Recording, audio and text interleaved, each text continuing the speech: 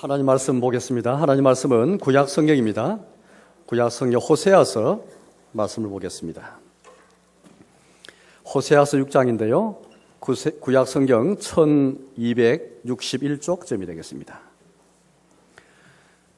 구약 성경 1261페이지 호세아서 6장 1절에서 말씀을 보겠습니다.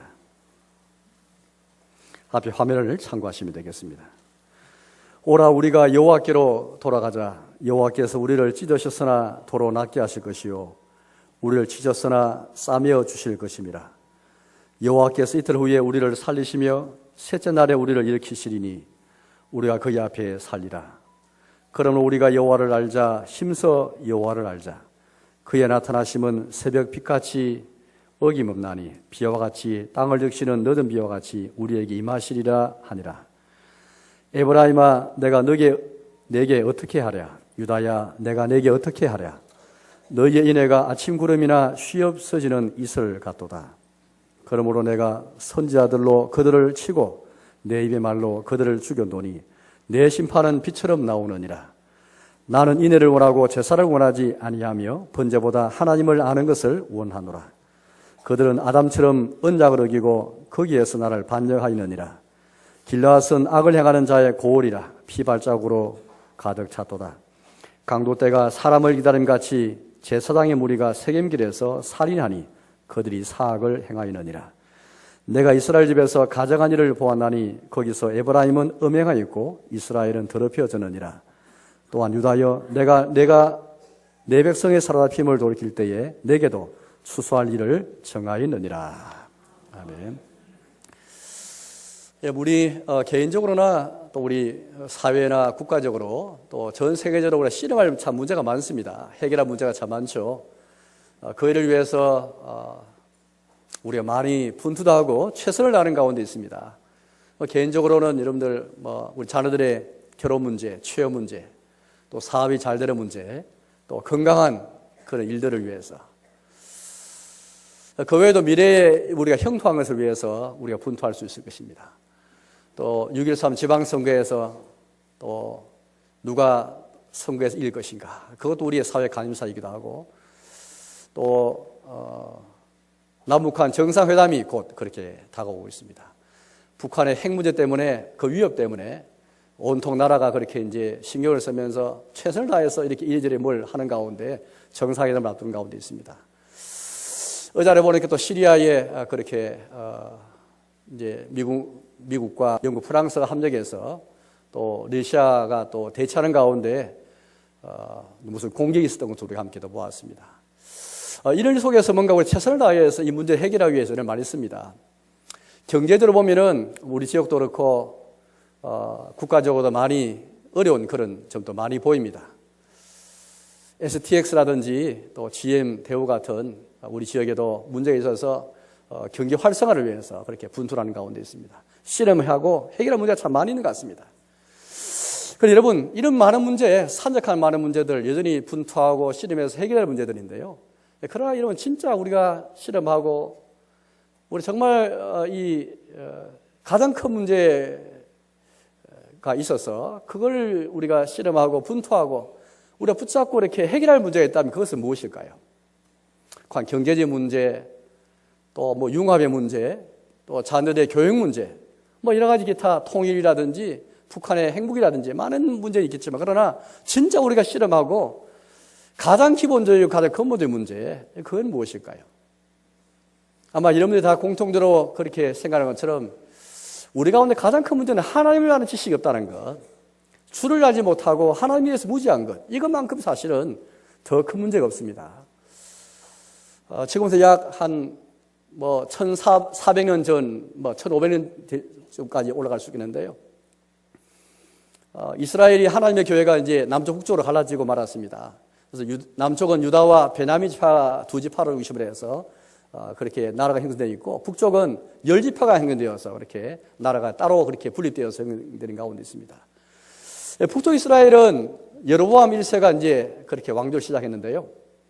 지금 오늘 호세아 선지자 이 시대는 여로보암 2세 시대입니다. 이 시대는 가장 아합 왕조를 오므리 왕조를 지나고요. 아합이 이제 오므리 왕조의 왕이었는데요.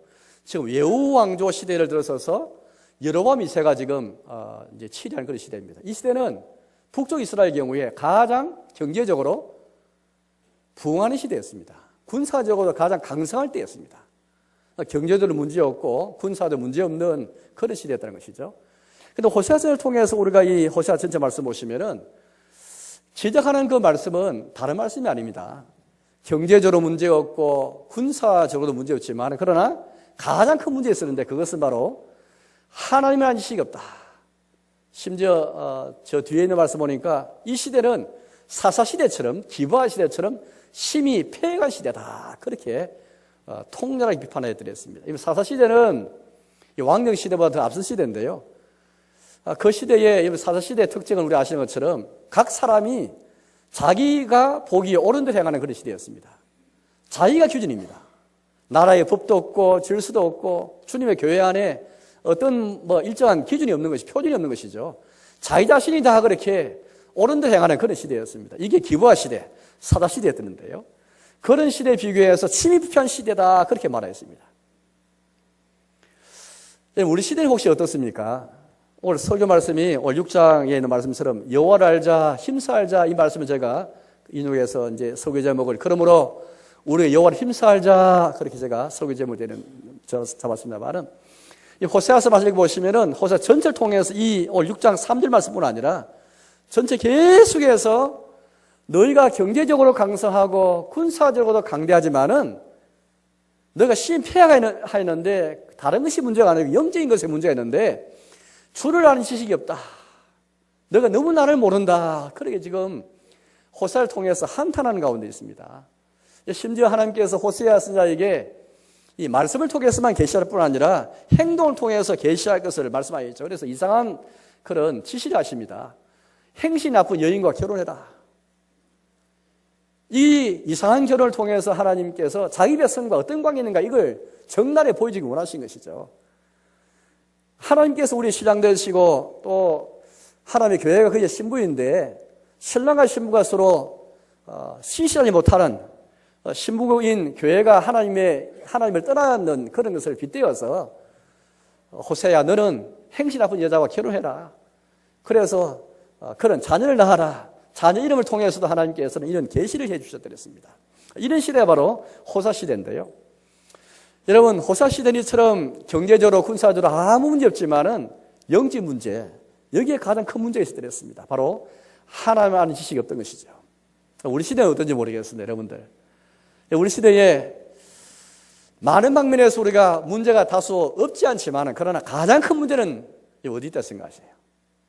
과연 호세아 시대처럼 비록 시대를 뛰어넘지만은 1300, 1400년 이 시간 간격이 있다 할지라도 우리 시대에 과연 나에게 우리 모두에게 우리 사회와 이 나라와 세계에 우리가 기도할 때 나라를 위해 기도하고 또 세계를 위해 기도하고 우리 교회를 위해 기도할 때 과연 가장 큰 문제가 되는 이 뭔지 핵심을 잘 파악해서 기도하고 있는가?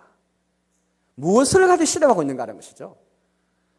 우리가 정말 실험해야 할 것은 경제적 문제도 중요하고 결혼도 중요하고 취업도 중요하고 우리의 성공과 형통도 중요하고 건강도 중요하지만 그러나 그보다 더 중요한 것은 하나님 아는 지식입니다. 4장 말씀 보니까 이 백성이 나를 아는 지식이 없기에 이 백성이 망한도다 그런 말씀하셨습니다. 경제가 안 되어서 혹 망할 수 있죠. 군사적으로 우리가 너무 약해서 혹시 강대국에게 잡혀먹을 수 있을 것입니다. 과거 우리 일본으로부터 북한으로부터 그런 공격을 많이 당해서 우리는 그게 뭔지 잘 알고 있습니다. 그러나 경제적으로 혹시 군사적으로 어려움이 생겨서 우리 육신에 우리의 삶에 고달픔과 어려움이 생긴다 할지라도 그러나 하나님의 지식이 없어서 망하는 것과는 비교할 수가 없습니다. 경제가 안 되어서 망할 수는 없습니다. 혹 전쟁이 생겨서 우리의 민족과 나라에 어려움이 생긴다 할지라도 우리 영혼이 망할 수는 없습니다. 결혼 못하고 취업 못해도 우리가 어려움이 생길 수 있지만은 망할 수는 없는 것이죠. 그런 하나님의 지식이 없으면은 우리 인생이 망하게 되는 것이고 영혼이 망하게 되는 것입니다. 우리의 정말 진짜 문제가 무엇인가? 우리가 기도하고 씨름하고 분투할 것이 무엇인가? 경제인가, 문화인가, 융합인가, 통일인가, 북한인가, 취업인가, 결혼인가 다 중요하지만은 그러나 정말 우리가 씨름하고 오늘 하나님의 말씀 통해서 우리가 붙잡아야 할 것은 혹시 우리 가운데 나에게 우리 모두에게 출혈한 이식이 없다 하면 이것만큼 큰 일이 없고 이것은 출혈한 이식은 그 영생의 문제이고 구원의 문제이지 않습니까? 요한복음 17장 3절 말씀처럼 영생은 이것이니 아들을 보내신 하나님 아버지와 아버지께서 보내신 자 그의 아들 예수를 아는 것이고 영생이다. 우리 주를 아는 것이 예수님을 아는 것이고 영생의 구원인데 삶과 죽음의 문제라는 것이죠. 경제는 삶과 죽음의 문제가 아닙니다. 북한의 행보위가 그를 유해받다 할지라도 이건 삶과 죽음의 문제가 아닙니다.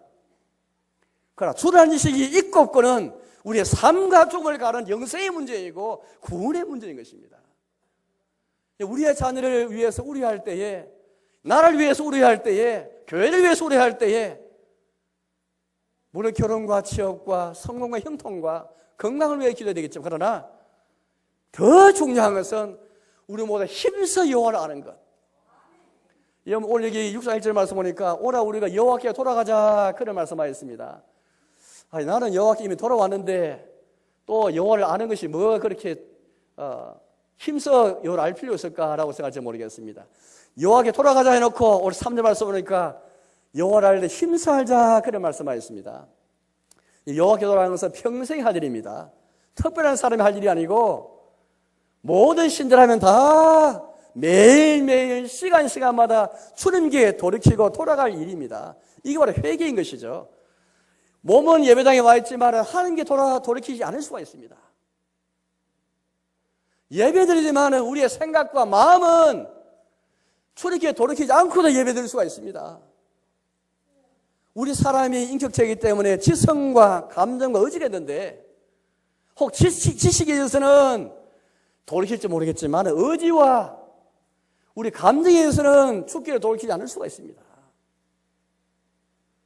선교도 많이 하고 교회 확장도 많이 하고 교회가 성장할 수 있습니다. 전도 많이 할 수 있습니다. 그러나 하나님 아는 것이 없이 마음은 주께 돌이킴이 없이 우리의 생각과 사고방식과 길과 행위에서 돌이킴이 없이 입으로만 몸으로만 주께 와 있는 것 같고 예배당에 와 있으면 주님의 집에 와 있으면 다 돌이킨 것 같은 착각 환소에 산다 하면은 이거 영생의 문제, 구원의 문제인데 우리가 망할 수 있는 문제인 것입니다. 이건 시급하고 절박한 문제입니다. 결혼 문제가 취업 문제가 절박한 문제가 아니고 통일과 북한 문제가 절박한 문제가 아니고 여호와라는 지식이 삶과 죽음을 가는 문제이기에 영생과 구원의 문제이기에 혹시 우리에게 여호와께 돌이키기 위해서 이 돌이킴이라는 것은 회개인데 매일매일 어느 누구라도 예의가 없이 매일매일 주께로 조금씩 돌이키는 것인데 주께 더 가까이 나아가는 것이 이 회개면서 우리가 할 일인데 여호와께 돌이킴이 없이 여호와께 돌이키는 건 결국 여호와를 아는 지식을 통해서 돌이키는 것인데 여러분 과연 우리에게 이런 여호와라는 지식이 있는가? 이 지식을 통해서 주께 돌아가고 있는가를 가만히 생각해보시기 바랍니다. 도대체 그렇다 뭐가 없어서 여호와라는 지식이 없다 말하는 것일까? 왜냐하면 여로보암 2세 시대는 경제도 잘 되고 군사도 잘 되고 예배도 잘 드렸거든요. 6장 6절 말씀처럼 번제와 제사가 많았습니다. 여호와 이름을 부르는 기도도 있었죠. 제사는 없는 게 아니고 제사도 있었고 제사장도 있고 성막도 건자했고 하나님의 집도 건자했고 선자도 있었습니다. 도대체 뭐가 없어서 그러면 뭐가 없어서 기도도 있고 예배도 있는데 주님의 집도 건재한데 도대체 뭐가 없어서 여호와 안지식이 없다 말하는 것일까요? 저는 호세아 전체 말씀을 통해 설교를 합니다만 세 가지를 그렇게 지적하고 있습니다. 첫째는 너에게 인애가 없다 말하고 있습니다. 두 번째는 너희와 나 사이에 언약이 있는데 결혼 언약이 있는데 너희가 나의 언약을 잊어버렸다. 어겼다. 너희가 인애가 없는 것은 나를 알지 못하는 증거다. 너희가 나의 언약을 어긴 것은 곧 나를 알지 못하는 그 증거이다. 세 번째는 너희가 나의 율법을 잊어버렸다. 나의 법을 잊어버리는 것은 곧 나를 알지 못하는 것이다. 세 가지를 지적하면서 여호와는 지식이 없다. 그렇게 우리에게 지적하면서 그러므로 우리가 여호와를 힘써 알자. 우리 권면해 주고 있습니다. 첫째, 여호와를 지식이 왜 없을까요? 주님의 집도 있고 기도도 있고 예배도 있고 제사 번제가 매일같이 상번제 하문을 통해서 동물을 태우는 그 냄새가 진동을 하고 피가 흘려졌는데 왜 그렇게 여러분들 기도도 주를 향한 부르짖음도 있었는데 왜 여호와는 지식이 없다 말하는 것일까요? 하나님 말씀도 선포되어지고 있고 제사장도 금지하는데 왜 하나님 지식이 없다는 것일까요? 첫째는 인애가 없다 그렇게 말하고 있는 것입니다. 6장 6절을 읽어보겠습니다. 6장 6절입니다. 나는 인애를 원하고 제사를 원하지 아니하며 번제보다 하나님을 아는 것을 원하노라. 오늘 6장절 보시면은 인애와 번제를 대비하고 있고 번제와 하나님 아는 것을 스스로 그렇게 대비하고 있습니다. 오늘 말씀 잘 보시면 하나님이 원하시는 것은 무엇이냐? 하나님 원하지 않는 것은 무엇이냐? 하나님 원하지 않는 것은 번제와 제사 자체를 원하지 않는다 그렇게 말씀하십니다. 대신에 인애와 하나님 아는 것을 원한다 말씀하고 계십니다. 물론 제사제대와 번제는 우리가 주님께 나아가는 유일한 길인 것입니다. 구약시대 때 우리 주님이 은총을 베풀으셔서 이 번제를 통해서 죄 용서를 받고 하나님의 교제가 회복되어지고 주를 만날 수 있는 길인데 이걸 하나님 마다하실 이유가 없죠. 그렇지만 이거 더 중요한 것이 무엇인지 우리에게 말씀하고 계시죠. 번제보다도 제사 그 자체보다도 더 중요한 것은 바로 인애고 하나님 아는 것인데 이걸 하나님이 자기의 마음을 다 털어놓고 지금 말씀하고 계신 것입니다. 쉽게 말하면 이 하나님의 교회 안에 지금 제사도 있고 번제도 있는데 인애가 없고 하나님 아는 것이 없다 그런 말씀하시면 특별히 인애와 하나님 아는 것을 연결시키고 있습니다. 이 두 개가 지금 쌍을 이루면서 병행되어서 나오고 있습니다. 아까 3절 말씀 보니까 그러면 우리가 여호와를 알자 힘써 알자 되어 있고요. 그러나 4절 말씀 보니까 인애를 말씀하고 계십니다. 4절을 제가 읽어보겠습니다. 에브라임아 내가 네게 어떻게 하랴 유다야 내가 네게 어떻게 하랴 너의 인애가 아침 구름이나 쉬 없어지는 이슬 같도다. 여호와를 알자 힘써 알자 해놓고 4절 말씀에 인애에 대해서 말하고 있습니다. 없어지는 사라지는 이슬과 이슬에 대해서 비교하면서 인애가 사라지는 것을 말하면서 마치 6절에는 이 인애와 하나님의 것을 대비시키고 있죠. 연기시키고 있는 것입니다. 쉽게 말하면 너에게 인애가 없는 것은 곧 나를 모르는 증거이다. 그걸 우리에게 지금 확연하게 말씀하고 계시는 것입니다. 좀 더 분명하게 하기 위해 4장을 좀 읽어보겠습니다. 4장인데요. 4장 1절을 읽어보겠습니다. 4장 1절입니다. 역시 여기도 보니 인애와 하나님 아는 것으로 대비되어 있죠. 쌍으로 나오고 있습니다. 4장 1절 제가 읽겠습니다. 이스라엘 자손들아 여호와의 말씀을 들으라. 여호와께서 이 땅 주민과 논쟁하시나니 이 땅에는 진실도 없고 인애도 없고 하나님을 아는 지식도 없고. 인애와 하나님 아는 것을 함께 병행시키면서 인애가 없는 그것이 바로 하나님을 알지 못하는 것이다 그렇게 말하고 있습니다. 여러분 생각에 하나님 안다 했을 때에 알아고자 했을 때 뭘 통해 알아갔을까요? 물론 우리가 성경 말씀을 통해서 혹은 기도를 통해서 알 수 있죠. 그 불리하지 않습니다. 그러나 성경을 아무리 많이 읽어도 아무리 설교 말씀 많이 들어도 우리 하나님 모를 수 있다는 것이죠. 어떠할 때에? 인애가 없을 때. 인애라는 것은 한자로 어지린 자, 사랑의 자입니다. 인애란 말은 히브리 말로 헤세드란 말인데요. 독특한 그런 용어입니다. 이 하나님의 마음을 나타내는 것이거든요. 이거는 인간색이 없는 겁니다. 사랑이나 자비, 어지는 것, 이건 인간색이 있습니다. 인자라고 우리가 번역했지만은, 그래서 어질고 사랑이 있고, 이건 사람에게 있잖아요. 우리 부모님에게도 있고, 부족하지만, 불완전하지만은, 또 약하지만은, 우리 부모님에게서도 볼 수 있고, 또 우리 주변에서도 이런 어짐과 사랑을 볼 수 있죠. 그러나, 헤스란 말은 이 인자란 말로, 인자 혹은 인애 혹은 은총이라고 번역했는데요. 다 완벽하게 번역할 수가 없습니다. 도대체 인애가 무엇일까요? 인애는 히브리 헤스라는 말인데 하나님에게만 있는 그 마음입니다. 물론 인애라는 말, 인자라는 말이 사랑이라는 말로 번역할 수 있는데요. 자비라는 말로 번역할 수가 있습니다. 그렇지만은 거기다 하나 더 플러스 됩니다. 바로 그것은 아까 4장 1절 말씀 보니까 진실도 없고 인의도 없고 하면서 진실이 나오는데 진실입니다. 여기 하나님의 인이라는 것은 헤세드인데 하나님의 마음을 가리키는데 여기에는 사랑에다 더한 것 바로 진실입니다.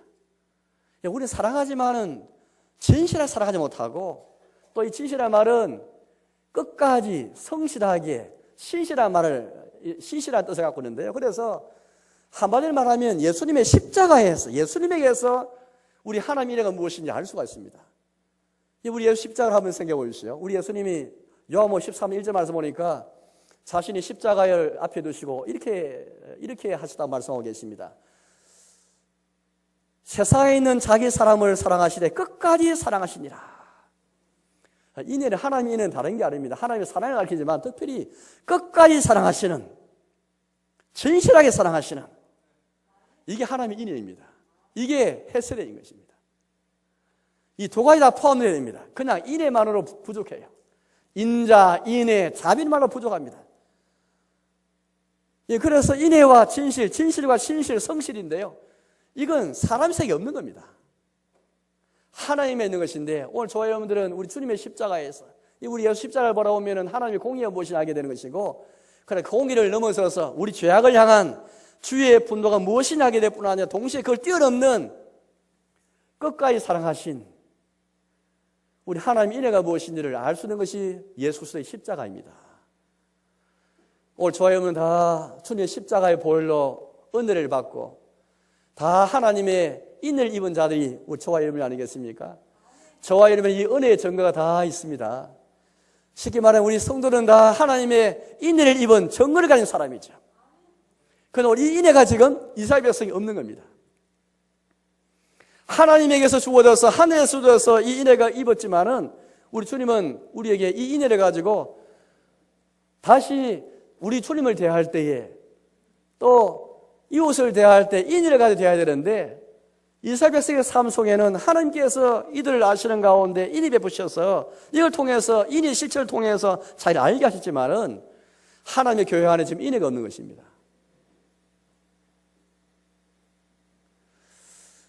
제사는 있고 번제를 쓰는데 하나님 아는 것이 없다는 것이죠. 인의 실체를 통해서 하나님 아는 것인데 사랑하는 교회 여러분, 우리 도대체 무엇을 통해서 하나님을 알아가고 있습니까? 뭘 통해서 하나님을 안다고 말할 수 있을까요?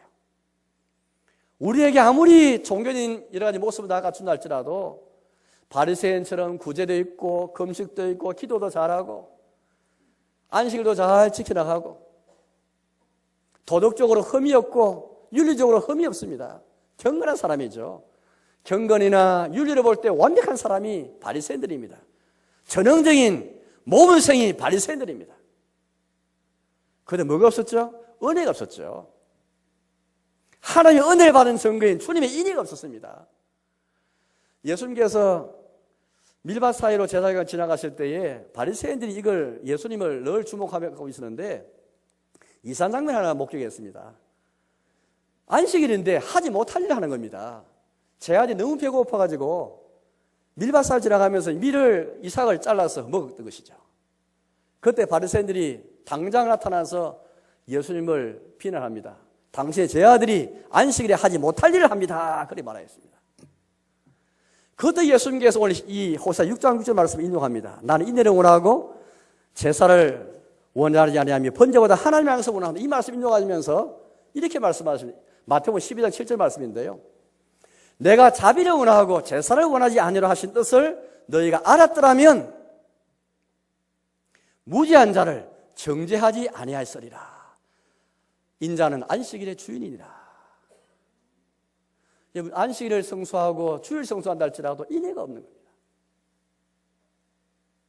경건의 모양 다 갖추었는데 기도 열심히 하는데 바리새인 한 사람 교인 읽기 위해서 저 바다 끝까지 간다고 그랬잖아요. 전도 열심히 성교 열심히 하는데 인애가 없는 거예요. 그래서 예수께서 뭐라 말했습니까?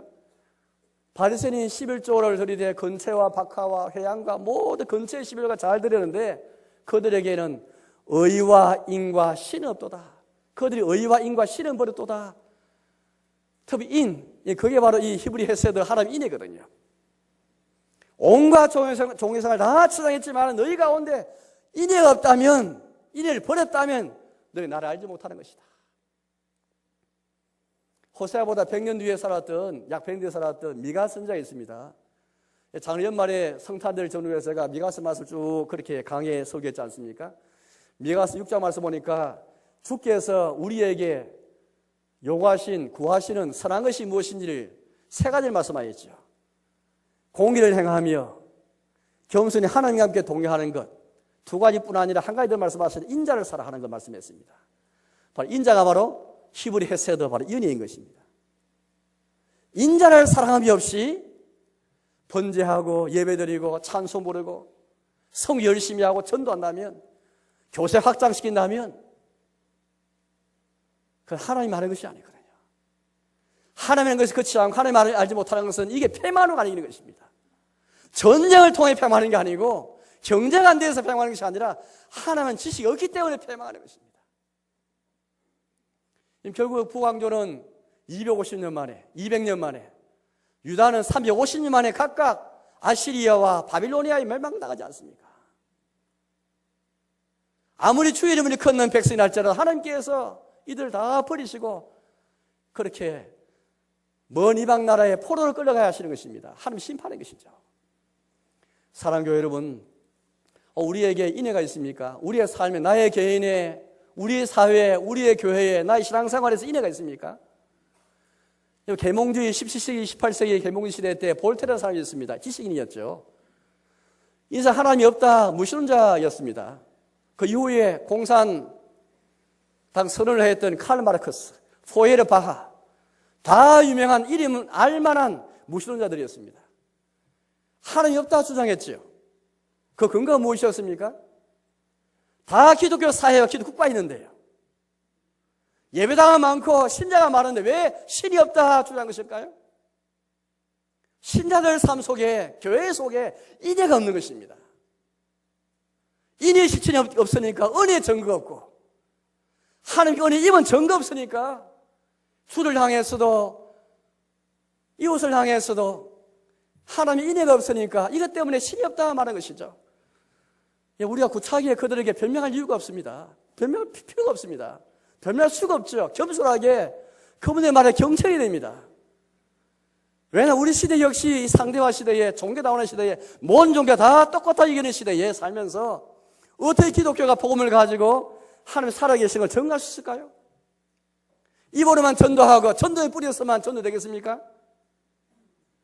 물론 하나님께서 영주하신 자를 불쌍히 보여서 자비에서 모으시는 일을 하시지만은, 그러나 우리 편에서 본다면은 우리의 삶속에 인애가 없다면은 어떻게 그렇게 하나님 알 수 있으며, 우리 자신도 나에게 인애가 없다 어떻게 하나님 알다고 말할 수 있을까요? 에베소서 4장 32절에 너희가 서로 불쌍히 여기며 서로 친절히 대하며 서로 용서하기를 하시기를 하나님께서 그리스도 안에서 너희 행하신 것처럼 하라. 하나님의 인애를 가지고 서로 불쌍히 여기고 서로 친절하게 대하고 서로 용서하는 것을 하라. 인애를 통해서 우리는 하나님 비로소 알아가는 것입니다. 아무리의 삶 속에 우리의 교회가 수적으로 성장하고 교세가 확장되어지고 헌금이 많고 아무리 수 없는 선한 삶을 많이 한다 할지라도 우리의 삶 속에 인애가 없으면 하나님 안다 말할 수 없는 것입니다. 사랑하는 교회 여러분, 우리의 삶 속에 하나님의 인애, 성경 창세부터 계시록까지 성경을 쭉 읽어보시면은 곳곳마다 하나님의 마음이 절절히 읽혀지고 있습니다. 그 하나님의 마음은 다른 마음이 아니죠. 우리를 향한 그 하나님의 인애를 알 수 있습니다. 노아 대홍수 때 하나님이 물 심판을 통해 인류 전멸시켰지만은, 그러나 그 배후에는 인류를 향하신 하나님의 인애가 있는 것이죠. 호세 선지자를 통해서 호세와 함께 아모스가 동시대에 북이스라엘 왕국에서 심판의 메시지를 전했는데요. 하나님의 진노와 심판의 메시지를 전하면서도 그러나 하나님의 인애가 본심인 것을 계속 전가하고 있는 가운데 있습니다. 너희 인애가 없다. 11장 말씀 보시면 하나님의 본심이 무엇인지를 우리 알 수 있는데요. 11장을 읽어보겠습니다. 11장 8절 9절입니다. 11장 8절 9절 제가 읽겠습니다. 11장 8절 9절. 에브라임이여 내가 어찌 너를 놓겠느냐, 이스라엘이여 내가 어찌 너를 버리겠느냐, 내가 어찌 너를 아드마같이 놓겠느냐, 내가 어찌 너를 서보미같이 두겠느냐, 내 마음이 내 속에서 돌이키어 나의 긍휼이 온전히 불붙듯 하도다. 에브라임은 북이스라엘의 대표 지파입니다. 가장 큰 지파죠. 제일 숫자가 많은 지파가 에브라임 지파입니다. 그래서 이스라엘을 말할 때 항상 대표지파인 에브라임을 언급할 때가 많습니다. 같은 말이죠. 그런데 하나님께서 말씀하여 내가 어찌 너를 놓겠느냐 버리겠느냐 두겠느냐 말씀하십니다. 왜냐하면 아드마 같이 놓겠느냐 소돔 같이 두겠느냐. 두 지역 이름은 아브라함 시대에 멸망당한 소돔과 고모라와 함께 멸망당한 도시가 바로 이 두 도시였습니다. 우리 잘 모르는 도시죠. 그렇지만은 소돔과 고모라가 멸망한 도시를 언급하면서 그럴처럼 내가 버리겠느냐 놓겠느냐 그런 말씀하는 것입니다. 내 마음이 내 속에서 돌이키어 나의 공의를 온전히 불붙듯 하도다. 비록 하나님이 자기의 정의와 공의를 따라 심판하시지만 그러나 진짜 하나님 보시면 그 공의와 정의를 넘어서서 불붙는 긍휼이 그 속에 있음을 우리에게 말하고 있는 것입니다. 그래서 우리가 범죄하면 징계를 받는다 할지라도 하나님 보시면 불붙는 긍휼이라는 것을 미가서 말씀 통해서 일전에 작년 연말에 본 적이 있습니다. 9절을 읽어보겠습니다. 내가 나의 맹렬한 진노를 나타내지 아니하며 내가 다시는 에브라임을 멸하지 아니하리니 이는 내가 하나님이요 사람이 아님이라. 너 가운데 있는 거룩한 이니 진노함으로 내게 임하지 아니하리라. 하나님께서 왜 맹렬한 진노를 진노하시려면 왜 맹렬한 진노로 그렇게 심판을 않는 것입니까? 이유가 딱 간단합니다. 하나님은 사람이 아니기 때문입니다. 하나님은 하나님의 신이 사람이 아니기 때문입니다. 사람은 뭔가 정의를 위해서 뭔가 이럴 듯합니다. 그러나 정의를 위해 정의 위에 넘어선 긍휼과 인의가 없죠. 그러나 하나님은 우리에게 정의와 공의를 나타내시면 심판하기도 하시고 진노하게 하시지만 징계를 주기도 하시지만 그러나 이게 본심이 아니고 불붙는 긍휼 때문에 우리 심판하기도 하시고 사람이 아니기 때문에 하나님이시기 때문에 맹렬한 진노로 내가 너에게 임하지 않을 것이다. 그래서 하나님께서 이스라엘과 유다를 심판하시지만은 아시리아와 바빌론에 끌려가게 하시지만 그러나 다시 그들에게 회복을 약속하시고 포로 흩어진 것들 다시 돌이키시 역사를 하시지 않습니까? 하나님 보시면 어딘지를 우리는 잘 알아야 되는 것입니다.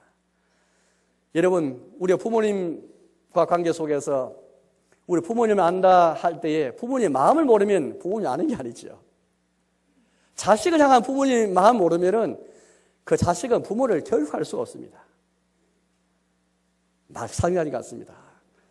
우리 하나님 안 됐을 때에 우리에게 주님의 마음, 이 본심을 잃어버린다면 하나님의 인의 헤세를 잃어버린다면 하나님 안다 말할 수 없습니다. 아무리 성경책 열심히 읽고 아무리 설교 열심히 듣고 아무리 수없는 예배를 드린다 할지라도 기도를 수없이 한다 할지라도 하나님의 마음이 우리 속에 없으면 하나님 알 수가 없는 것이죠. 특히 하나님의 마음은 인의 마음이고 이 하나님의 본심인 것입니다. 우리의 개인과 우리의 교회와 우리의 삶 속에 인의가 없는 것을 가장 우리가 분해하게 여기면서 인의를 회복하기 위해서 인의를 가지고 인의를 실천함으로써 하나님 알아가는 이걸 통해서 주께 돌아가는 그런 우리 자신이 되어야 되겠습니다. 두 번째 하나님 없다 말했을 하나님 알지 못한다 말했을 두 번째는 하나님과 우리 사이에 언약인데 불구하고 언약을 어긴 것 때문에 하나님께 그렇게 말씀하십니다. 6장 들어와서 6장 7절을 읽어보겠습니다. 6장 7절 그들은 아담처럼 언약을 어기고 거기에서 나를 반역하였느니라. 아담의 범죄의 성격을 말하는데 아담 범죄도 여러분들 결국에는 아담과 하나님 사이에는 언약을 어긴 것입니다. 그건 단순하게 무슨 거짓된 행위를 한 정도가 아닙니다. 사탄과 언약을 맺은 것이죠. 이게 죄의 핵심입니다. 여러분 우리 성경에 말하는 죄는 그냥 계명을 어긴 정도가 아니에요. 하나님과 우리 사이에 언약을 어긴 것입니다. 부부 사이에 언약이 있는데요. 서로 쌍방간 남편과 아내가 뭘 잘못한다면 그건 언약을 어긴 것입니다. 단순하게 남편에게 뭘 잘못한 게 아니고 아내가 잘못한 게 아니고 언약을 어긴 것이죠. 이스라엘 백성은 지금 겉으로만 흉내내어 신앙생활 할 뿐입니다. 내적으로 하나님 그들 사이에 뗄 수 없는 끊을 수 없는 언약, 남편과 아내의 언약이 있는데 혼인 언약이 있는데 이걸 다 잃어버린 채 이걸 상실해버린 이걸 시들시들해버린 채 형식적으로만 신랑인 척 형식적으로만 그렇게 시무치만한 부부생활처럼 그렇게 저들이 주님을 대한 것이죠. 여러분 결혼약 속에서 남편 아내 서로 일편단심 서로에게 마음을 다하는 것이 혼인약의 핵심입니다. 사랑과 진실을 대해야 되는데 마음을 다하는 것이 다른 곳에 마음 빼앗기지 않아야 됩니다. 그러나 만약 형식적으로만 대한다면 그건 언약을 얻은 것이죠. 이스라엘 백성이 그런 것입니다. 하나님과 그 사이에는 혼의 언약이 있고 특별한 언약에도 불구하고 이 언약은 성경 곳곳에서 우리에게 말씀하고 계십니다. 이 호세아서 말씀뿐 아니라 호세아서 통해서 호세아 선지자가 행실 나쁜 여인과 결혼함으로써 하나님 보여준 것은 무엇입니까? 호세아의 이상한 결혼을 통해서 너희가 나의 신부고 나의 아내지만 남편이 나를 버렸다. 이게 죄의 핵심을 말했습니다. 이것저것 무슨 잘못 행위를 열리라 수겠지만 핵심은 너가 나의 아내로 돼 남편이 나를 버렸다.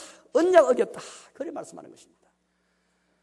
하나님께서 우리 남편 되시고 우리가 그분의 신부된 것은 호세아서뿐 아니라 구약성경 곳곳에 나와 있고 신약성경에서도 말씀하고 계시죠. 에베소서 6장 말씀 보니까 예수님께서 자기 피로 우리를 사랑하시고 우리를 사시어서 우리 신랑 되시고 우리 그분의 흠없는 죄 없는 신부로 영광스러운 교회 그의 신부로 삼으신 은혜를 잘 알고 있지 않습니까? 저와 여러분들은 다 하나님과 우리 사이에 특별한 언약이 있는 것입니다. 예수님의 피해를 근거로 해서 하나님과 우리 사이에 그분 우리 신랑 되시고 그분이 아내가 되는 언약이 되었습니다. 언약 관계 속에서 하나님께 일편단심 살아가는 것, 정도를 지켜가는 것, 이게 신앙생활입니다. 그러나 여러분 우리 마음을 혹하게 하고 우리만 빼앗는 게 얼마나 많은지 모릅니다. 이스라엘 백성을 또 하나님께 마음을 다하며 신앙생활해야 되는데 이런 마음을 돌이키기 굉장히 많았습니다. 이스라엘 백성이 그냥 단순하게 바알신, 아세라 상 같은 눈에 보이는 실상을 만들기 때문에 그들이 하나님을 떠난 게 아닙니다. 이 마음에서 다 떠나고 말았죠. 언약을 귀하게 하지 않아요. 언약을 소중히 하지 아니하고 이미 주님께 성심으로 주를 대하지 아니하고 호사 7장 와서 보니까 기도를 하려지만 성심으로 나를 부르지 아니하고 우리가 왜 기도해야 되는데 성심으로 기도하지 않습니까? 대성령에 기도합니까? 왜 졸면서 기도합니까, 여러분들? 그건 성심으로 주를 대하는 것이 아니죠. 언약을 우리가 귀하게 여기지 않았기 때문인 것입니다. 남편 아내가 성식을 서로 대하지 아니하고 건성을 대한다면 얼마나 기분 나쁘겠습니까? 언약에 충실하는 것이 아닌 것처럼 하나님 우리 사이에 있는 이 언약은 성심으로 서로 대하고 마음을 다해 대해야 되는데 두 마음 품고 엄란한 마음 품는 것이죠. 10장에 보니까 너희가 두 마음을 품었다 그런 말씀하십니다. 5장 말씀 보니까 너희가 엄란한 마음을 품었다 그런 말씀하셨습니다. 5장 말씀을 잠시 좀 보겠습니다. 5장 7절 읽어보겠습니다. 5장 7절 5장 7절을 제가 읽겠습니다. 그들이 여호와께 정도를 지키지 아니하고 사생활을 낳았으니 이스라엘 백성의 행위는 좀 이렇습니다. 주님께 정도를 지키지 아니하고 사생활을 낳았다. 하나님 대신에 다른 남편을 찾아가서 다른 것을 돈으로 남편을 삼든지 권세를 남편 삼든지 명예를 삼든지 간에 그것과 결탁에 사생활을 낳았다. 모든 죄의 핵심을 언약을 어긴 것에서 출발하고 있는 것입니다. 단순히 그냥 계명, 1계명, 2계명 어긴 정도가 아닙니다. 5장 4절 돌려보겠습니다. 그들의 행위가 그들로 자기 하나님에게 돌아가지 못하게 하는 이는 엄란한 마음이 그 속에서 여호와를 알지 못하는 까닭이라. 우리 하나님 알지 못하는 까닭은 여기에 지적하고 있는 것처럼 우리 속에 엄란한 마음이 있으면 하나님이 중심이 된 게 아니고 여기 왔다 갔다 같이 하면은 이 엄란한 마음이 두 마음 품는 것인데 이렇게 해서는 결국 하나님 알지 못하는 것입니다. 왜 우리 신앙생활을 열심히 했지만 왜 우리 하나님 전혀 알지 못하는 것입니까?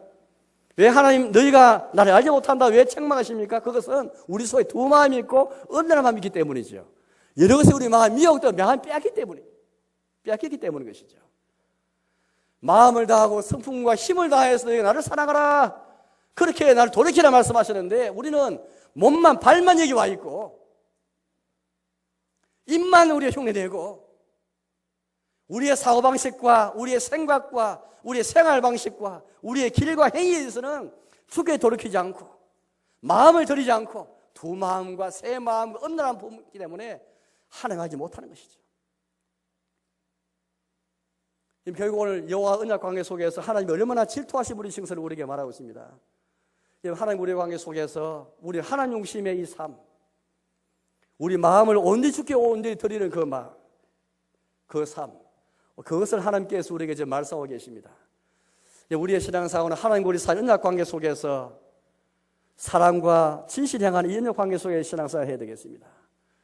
이 언약 잊어버리면은 하나님께서 언약의 질투 때문에 언약의 저주와 심판을 행하셔도 하늘이 땅에 응답하지 못하고 땅이 우리의 공물과 우리의 사업과 생업의 일터에 응답 못해도 언약의 저주 심판이 임해도 언약의 저주와 심판이 무지할 수밖에 없습니다. 하나님 알지 못하면 하나님 언약 알지 못하고 우리 당하는 심판과 모든 징계는 언약을 어긴 언약의 심판인데 무엇 때문에 하는지 왜 하는지 알지 못하게 되는 것입니다. 그러나 반면에 하나님의 언약 관계를 바르게 할 때 하나님께서 언약의 복을 주신다는 말씀하셨죠. 내가 하늘에 응답하겠다. 하늘은 땅에 응답할 것이고 땅은 너의 공물과 너의 모든 삶에 응답할 것이다. 내가 그날에 응답할 것이다. 그렇게 우리 하나님께서 말씀하는 것입니다. 여러분, 하나님 우리 사이 언약 관계를 귀히 여기고 소중히 계시면서 주님과 관계 속에서 마음을 다하는 우리 마음을 주께 바치는 가운데 다른 것에 마음을 빼앗기지 말고 이스라엘 백성은 음행과 묵은 포도주와 새 포도주가 너희 마음을 빼앗았다 그런 말씀하셨지만 혹시 여러분 우리는 무엇에 우리 마음이 빼앗기는지 가만히 보십시오. 우리 마음을 흐트리게 만들고 우리가 빼앗아가는 것이 무엇인지를 주님과 올드리지 못하고 하나님 중심의 삶을 살지 못하는 것이 무엇인가를 가만히 생각해 보시기 바랍니다. 세 번째, 주를 알지 못하는 그 실체는 하나님의 법을 잊어버리기 때문인 것입니다. 4장 말씀 보겠습니다. 4장 6절을 보겠습니다. 4장 6절 제가 읽겠습니다. 내 백성이 지식이 없으므로 망하는도다. 너가 지식을 버렸으니 나도 너를 버려 내 제사장이 되지 못하게 할 것이요 너가 내 하나님 율법을 잊었으니 나도 내 자녀들을 잊어버리리라. 지식이 없어서 망한다 그런 말씀하고 계십니다. 이 지식은 이미 4장 1절에서 말한 그 하나님의 한 지식을 가르치는 것이죠. 너가 지식을 버렸으니 나도 버릴 것이고 그 뒤에 보니까 너가 내 하나님의 율법을 잊었으니 나도 내 자녀들 잊어버릴 것이다 그런 말씀하십니다. 이게 보니까 지식을 버린 것과 율법을 잊은 것을 병행시켜서 말하고 있습니다. 결국 하나님의 지식을 버린 것은 하나님 율법을 잊어버린 것이죠. 부모님을 알아간다 했을 때 부모님의 부모님의 그 말씀을 내 마음에 두지 않고 살아간다면 그 부모를 잊어버린 것입니다. 우리 하나님 아무리 안다 말하지만은 하나님 말씀을 내 삶 속에 잊어버리면은 나의 생각과 내 마음과 내 삶 속에 잊어버린 살아간다면 그건 하나님 잊어버린 것이죠. 주를 아는 토대가 무엇입니까? 하나님 말씀이 성경 말씀입니다. 여러분 소개름답 우리는 에서 성경은 어떤 책입니까? 믿음과 생활의 유일한 표준이고 절대인 표준입니다. 세상 경험이 세상 요령이 그걸 사는 게 아닙니다. 하나님 말씀만이 나의 믿음과 생활의 유일한 표준이요 절대인 표준입니다. 하나님 말씀 외에는 없는 것입니다. 이 표준을 상실해버리면 하나님 잊어버린 것이죠. 이스라엘은 지금 믿음과 생활의 표준인 하나님 말씀 잊어버렸고 그래 마음에서도 하나님 말씀을 잊어버렸습니다. 대표적인 것이 북이스라엘은 특별히 제사장 세울 때 아무렇게 세웠습니다. 아무나 제사장 세워 제사를 만들었죠. 아무나 제사장 세우니까 제사가 타락했습니다.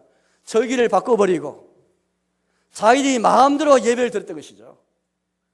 직분을 아무리 세우면 그렇게 되는 것이죠.